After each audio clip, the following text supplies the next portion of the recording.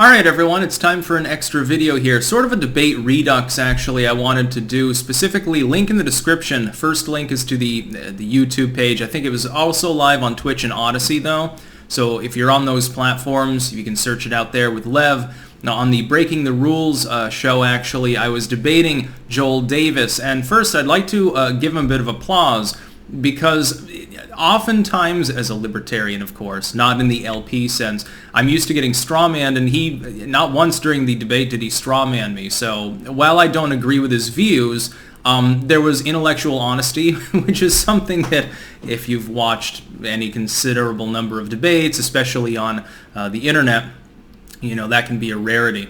Hell, I think it's less uncommon on the internet, though, than it is in mainline politics. Have you seen a presidential debate lately? Go back to 2016 and tell me what you see. There's also a second link to the poll in the description, but make sure that you watch the debate, actually, before you vote on that. Because I think a lot of people, if they're fans of a person, like they like Joel Davis, or they like me, they'll vote right away and not even watch it. So the first link in the description, the YouTube link, it's the first hour that I'm on, because I had a hard stop. I had things that I had to do.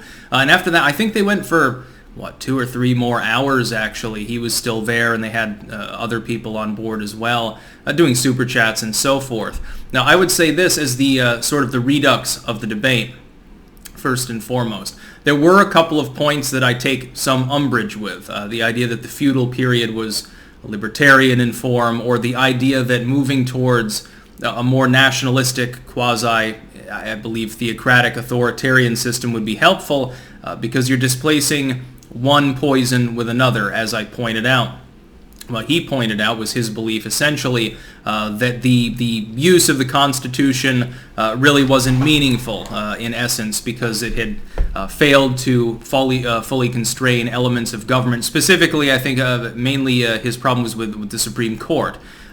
This is something that I think has become a real big modern issue, which is that the Supreme Court, and I think I made a video a couple days on basically the same exact topic, depending on the decisions that it makes, people either think that it's a savior or that it's a devil. And so the Supreme Court, because of the broad power that it tends to wield, can be problematic at times. I certainly would agree with that. I don't think either of us really disagrees with that notion. What I would say, though, is that the march towards liberty, at least in the constitutional sense, is relatively newer in human terms, is something that is going to continue. One thing that I didn't get a chance to get to, actually, and this is sort of piling on after the debate, so this doesn't have anything to do with our particular exchange, is that technology has rendered some elements of the bureaucracy that he sees as inevitable and even potentially useful, has rendered them unnecessary. For instance, education. The educational system being federalized by the government, being run by the state. Technically speaking, it's no longer necessary to have what would be considered a modern school system. The cat, by the way, is singing upstairs, so there's nothing I can do about that. We can even see that right now in the public school system. A lot of them are just doing remote learning anyway. Well, what's the point of the teacher? A robot could do their job. An AI system could do their job. I'm not encouraging that. I'm just saying theoretically. If you look at college, for example, I went to college. I went to UVM, a very good school, the University of Vermont. I went to the University of Vermont at Castleton. It was Castleton State College at the time. There was very little that I learned there that wasn't strictly analytical in nature or lab learning. That's probably the one big exception that I couldn't have learned by going online and accessing JSTOR, accessing archive.org, etc. Some of the examples I feel, and this isn't necessarily just Joel Davis, but other people as well, some of the examples that authoritarians would give, greater or lesser authoritarianism, he's more on the reactionary end specifically, neolibs, neocons, etc., they would have a core of authoritarianism in mind. A lot of the things that they think the government needs to do have basically been outdated. I think we're going through a transformative phase at this moment in which populism, in which libertarianism, small l, libertarianism, and things like that can grow more simply because technology has supplanted the needs of having a strong centralized state function for a lot of purposes. The big competition then is to rein in big tech and some of the monopolies that lord over that situation by manipulating searchability, by manipulating public discourse, engaging in corporate propaganda, again, an authoritarian system, arguably quasi-fascistic at times, reining them in and making sure that fair access to all that material remains. If we can do that, and all the books are available, there's no longer any reason for a student of history, for example, to have to spend $200 on a history textbook. They can get the primary source documents from all of the ages, from ethnographic studies maybe made hundreds of years ago through older prints of things like Plato's Republic or whatever they're reading, something by Nietzsche, something by Marx, something by Engels, something by George Washington. They can get all of these things, and they don't need to pay directly. Their analysis can be their own, and I think, especially in the sense of education, what we should be moving towards is far less centrality in authoritarianism and simply encouraging younger students, the youth of the world, to learn basic critical thinking, number one, and to analyze, number two, in general. And then you simply give them what they can analyze as a springboard and say, look, you can literally look all of these things up yourself. They're all there. They're all free. Properly constrained tech firms would be able to offer those far more efficiently.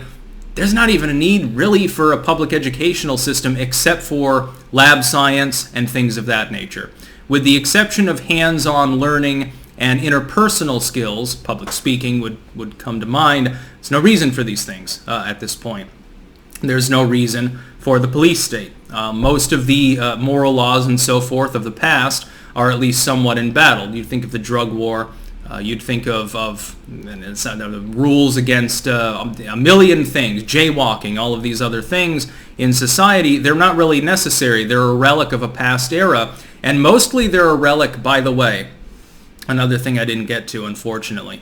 In the United States sense, a lot of those moral laws date to the fire and brimstone period in which a bunch of ministers and arguably suffragettes as well got together and began crafting moral legislation because they were interested in this concept of cultural hygiene. These moral laws that these moralistic authoritarians, in the right-wing sense at least somewhat at the time, created were hijacked by leftists later. So I think that the poison of society of authoritarianism doesn't even really technically start with what we would consider the modern left. It doesn't start with communists, etc. It starts with homegrown fire and brimstone movements that overlap with religion, they overlapped with eugenics, they overlapped with some of the things that I think, at least in a tangential manner, that Joel himself would support. This has happened before. But anyway, overall, I think this is one of the best debates I've been in. With someone who didn't just straw man the whole time and at least had an understanding of history. Again, one that I may disagree with intently at times on feudalism, certainly on the role of the Catholic Church in medieval society, etc. But someone who is actually learned, which is something that you don't always get. Sometimes you're talking to someone who's only interested in sophistry. So again, a link in the description. You can take a look at that. And again, they streamed for several hours thereafter when I had to leave. So I didn't really get to pay attention to that because I had things that I had to do. I had editing, some forwards that I had to write. I also did some cover art today, actually. By the way, I am now into the 350th literary copy. I didn't expect to get to that level until the end of the year, like December. So I'm well ahead. I'm going to be speeding forward on those. Second link as well, again, to the Twitter poll regarding the debate.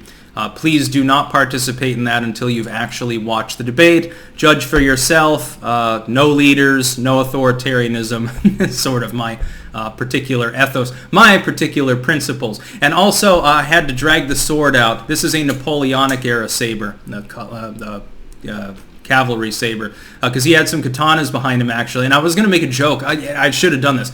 I was going to make a joke because he comes from the more nationalistic angle, and me supposedly the more diverse or whatever thing that is a straw man in libertarianism by some people these days. Again, not Joel, but some people do. And I was like, well, my sword was made in Europe. Yours are made in Asia. And I was going to find that very funny. But I forgot because in our opening statements we already were sparring on feudalism and other topics.